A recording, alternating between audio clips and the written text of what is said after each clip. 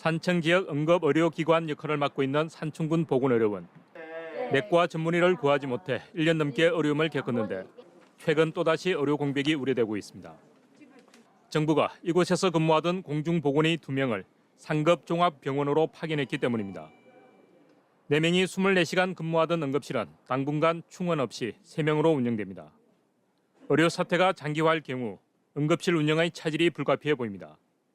갑자기 상황이 그리 됐으니 맞추지를 못해서 오늘 어쨌든 맞춰놨어요.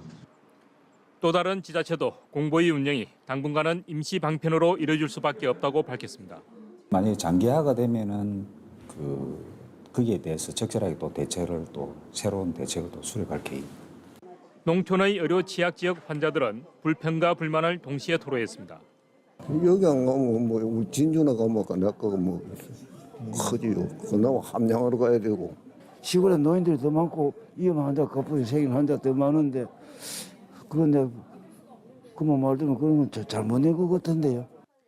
경남에선 1차로 모두 15개 시군에서 17명의 공중보건의가 상급 종합병원으로 파견됐습니다. 다음 주에는 더 많은 공보의 2차 파견이 이루어질 전망입니다.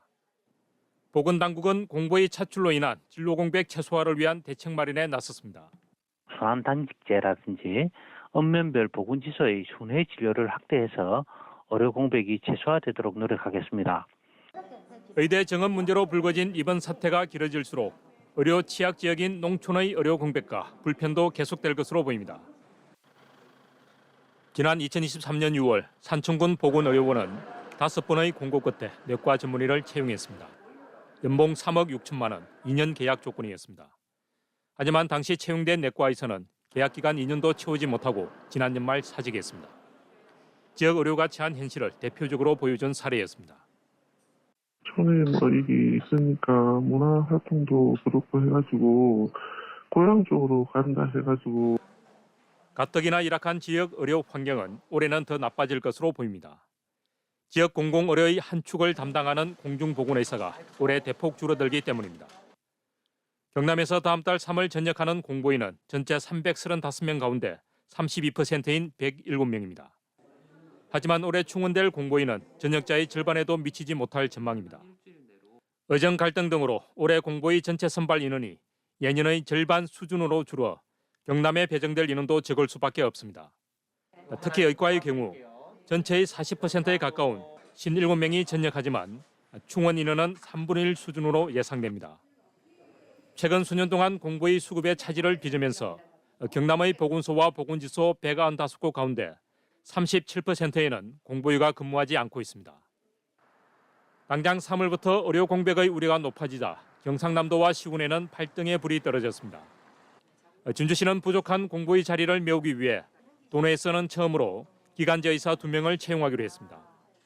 전 지소에 공보위가 배치가 되었고 작년부터 상황이 안 좋아져가지고 공보위가 많이 줄었기 때문에 운영을 기간제 의사로 대체해서.